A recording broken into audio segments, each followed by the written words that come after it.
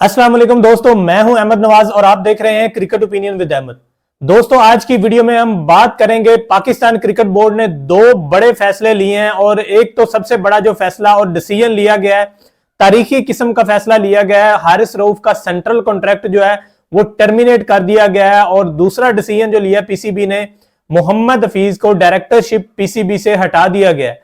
सबसे पहले बात कर लेते हैं हारिस रऊफ के बारे में, जिनका सेंट्रल कॉन्ट्रैक्ट इस टाइम खत्म कर दिया गया है। कल 15 फरवरी को ये पीसीबी की तरफ से दो बड़े फैसले सामने आए हैं और मैं आपको बताता चलूं, हारिस रऊफ का जो सेंट्रल कॉन्ट्रैक्ट था ये 30 जून 2024 तक था इससे पहले, और इस सेंट्रल कॉन्ट्रैक्ट के मुताबिक हारिस रऊफ साहब जो हैं वो 30 से 35 लाख रुपया महाना सैलरी जो थी वो पीसीबी से ले रहे थे। लेकिन अब क्योंकि पीसीबी को हारिस रऊफ ने इससे पहले गोलियां कराई थी, और ये मामला स्टार्ट कहां से हुआ है, सबसे पहले हम बात कर लेते हैं कि ये मामला शुरू कहां से हुआ था, फिर आगे डिटेल में बात करेंगे कि ये ठीक हुआ है हारिस रऊफ के साथ या फिर ज्यादती हुई है। इस टाइम देखा जाए तो पाकिस्तान में दो ग्रुप्स में डिवाइड हुए हैं लोग। एक स्कूल ऑफ थॉट ये है लोगों की, या एक ग्रुप ये है जो समझता है कि हारिस रऊफ के साथ बहुत बड़ी ज्यादती हुई है, ये जो उनका सेंट्रल कॉन्ट्रैक्ट खत्म किया गया है, और दूसरा ग्रुप ये समझता है कि हारिस रऊफ के साथ बहुत अच्छा हुआ है और वो ये डिजर्व करते थे, क्योंकि अगर वो पाकिस्तान उनकी प्रायोरिटी नहीं है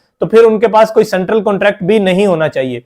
अब ये मामला शुरू कहां से होता है? मामला शुरू होता है दोस्तों यहां से, जब पाकिस्तान ने टूर करना था, टेस्ट टूर ऑस्ट्रेलिया का, तो पाकिस्तान के पास क्योंकि फास्ट बॉलर नहीं था कोई, नसीम शाह इंजर्ड थे, शहीन शाह एक आपके मेन बॉलर थे, इसके अलावा आमिर जमाल तो अपना डेब्यू कर रहे थे उस सीरीज में, तो हारिस रऊफ को कॉन्टेक्ट किया गया डायरेक्टर मोहम्मद हफीज और चीफ सिलेक्टर वहाब रियाज की जानिब से। जबकि हारिस जो थे उन्होंने कहा कि भाई मैं जो हूं ना वो मुकम्मल तौर पे फिट नहीं हूं। पहले बताया यह जाता है कि उन्होंने यकीन दहानी भी कराई, उनको बोला कि भाई मैं जाऊंगा आपके साथ टूर खेलूंगा, मुझे बीबीएल खेल लेने दे, जो बिग बैश लीग ऑस्ट्रेलिया में हो रही थी। उन्होंने ये कहा कि मुझे अर्ली मैचेस खेलने दे, उसके बाद मैं टीम को ज्वाइन कर लूंगा वहां पे ऑस्ट्रेलिया टेस्ट टूर में। लेकिन बाद में उन्होंने हीले बहाने करके ये कहा कि भाई नहीं, मैं तो अवेलेबल नहीं हूं, मेरी फिटनेस के मसाइल हैं, ये मसाइल हैं, वो मसाइल हैं, तो उन्होंने किसी तरह से गोलियां करा दी पाकिस्तान क्रिकेट बोर्ड को। अब ऐसे में मोहम्मद हफीज और जो चीफ सिलेक्टर थे वहाब रियाज, उन्होंने काफी ज्यादा इस चीज का गुस्सा किया और उन्होंने एक कमेटी बना दी जो कि इस चीज पे जिसने इस पे फैसला करना था। और उस कमेटी में आपको बताता चलूं कि फिजियोथेरेपिस्ट और कुछ डॉक्टर्स भी शामिल थे जिन्होंने हारिस रऊफ की फिटनेस का जायजा लेना था।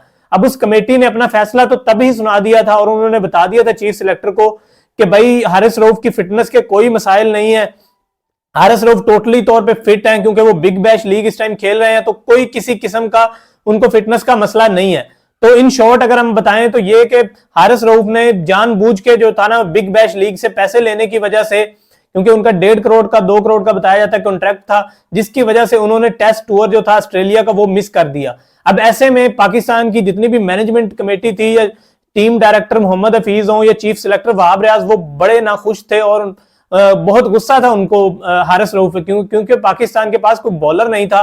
ऑस्ट्रेलवी टूर पे आमिर जमाल ने सबसे ज्यादा विकेट ली, सबको पता है इस बारे में, लेकिन पाकिस्तान बुरे तरीके से हारा 3-0 से, तो पाकिस्तान को बड़ा गुस्सा था मैनेजमेंट को इसके बाद। और हारिस रऊफ को अब जब वापस आए न्यूजीलैंड के टूर के बाद, तो उन्होंने बुलाया उस कमेटी के सामने, तो कमेटी ने उनसे सवाल पूछे कि भाई आपने क्यों ज्वाइन नहीं किया टेस्ट टूर पे, तो उनके पास कोई जवाब नहीं था, जिसपे उनका सेंट्रल कॉन्ट्रैक्ट जो था वो टर्मिनेट कर दिया गया है। और अब हारिस रऊफ को ये जो 30 से 35 लाख महाना मिलते थे, अब 1% भी उनको नहीं मिलेगा। और हारिस रऊफ का मेरे ख्याल से, अब ये जो लोग कह रहे हैं कि भाई हारिस रऊफ के साथ ज्यादती हुई है, हारिस रऊफ को नहीं खत्म करना चाहिए था उनका सेंट्रल कॉन्ट्रैक्ट, तो इन लोगों के लिए मेरे ख्याल से ये है कि भाई आप लोग बैठ जाएं, पाकिस्तान के लिए खेलना ज्यादा जरूरी है, या फिर आपको पर्सनल जो माइलस्टोन है या पर्सनल जो आप लोग अपने पैसे कमाते हैं या डॉलर्स कमाते हैं, बाहर लीग जाके खेलते हैं, वो जरूरी है। क्योंकि एट द एंड आपको पाकिस्तान ने ही ये जो फेम है ये पाकिस्तान ने दी है, तो अगर आप पाकिस्तान को प्रायोरिटाइज नहीं करेंगे तो पाकिस्तान क्रिकेट बोर्ड क्या बेवकूफ है, वो पागल है कि आपको 30 से 35 लाख रुपए महाना दे।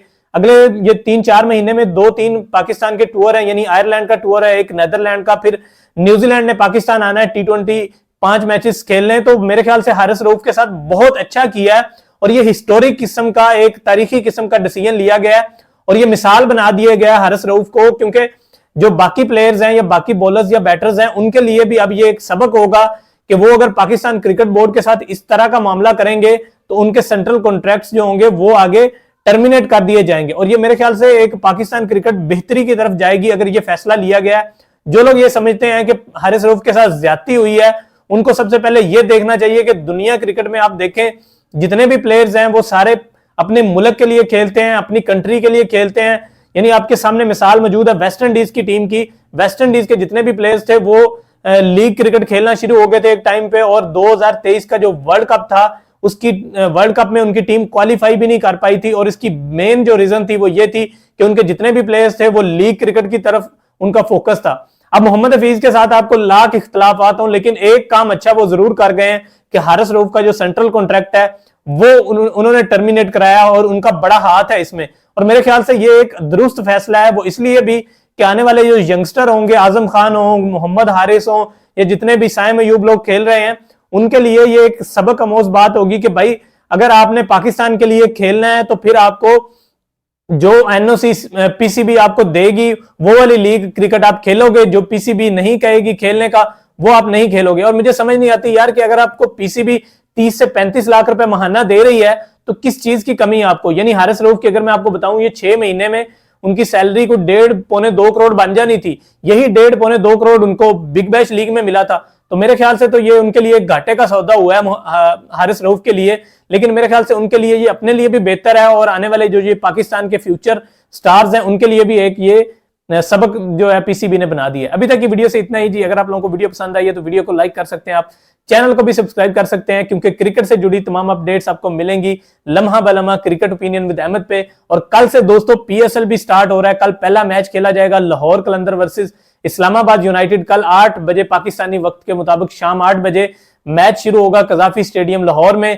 और आपको लम्हा बलम्हा मैच के बाद मैं अपडेट करता रहूंगा। अगर आप लोगों को जो भी क्रिकेट की अपडेट्स होंगी उससे मैं आगाह रखूंगा। अभी तक के लिए इतना ही जी। इंशाल्लाह आपसे मुलाकात होगी अगली वीडियो में। सी यू लेटर, बाय।